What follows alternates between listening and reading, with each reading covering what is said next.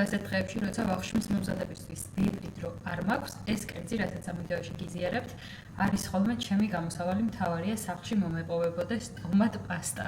თუ სახლში პატარა ბავშვი გყავს, დარწმუნებული ვარ, ეს კერძი შენი გამოსავალიც გახდება ისეთ დღეებში, როცა ბევრი დრო არ გაქვს ვახშმის მოსამზადებლად, მაგრამ თან გინდა რომ რაღაცა სრულყოფილი, ნოყიერი ვახშამი მოამზადო. სიმართლე რო გითხრათ, იმდენად მარტივი არის ახლა რასაც მომზადებ და იმდენად მომზადება ცოტა ხმამაღალი ნათქვამია, რომ ცოტა მერიდება ასეთი რეცეპტის გაზიარება. სტაფილო, ხახვი, ნიორი და მწვანილები დავჭრათ წვრილ ნაჭრებად, კაფაზე გავახუროთ ზეითუნზეთი და კარაქი, გადავიტანოთ ნიორი, სტაფილო და ხახვი წვრილ კუბიკებად, ან საშუალო ზომად დავჭრათ ქათმის ფილე და დავუმატოთ უკვე მოთუშულ ბოსტნეულის მასას, დავახუროთ თავსახური და ესე მოვთუშოთ დაახლოებით 15 წუთის განმავლობაში.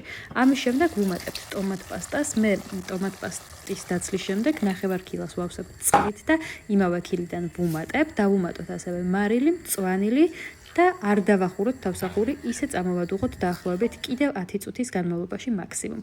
კერძი მზად არის, წვნიანი არის, ნოყიერი, გემრიელი, რაც მთავარია და ოჯახის ყველა ასაკის წევრს ერთნაირად უყვარს და მოსწონს. აბა, არის თუ არა ეს მარტივი და სრულყოფილი გამოსავალი, ჩემი აზრით კი.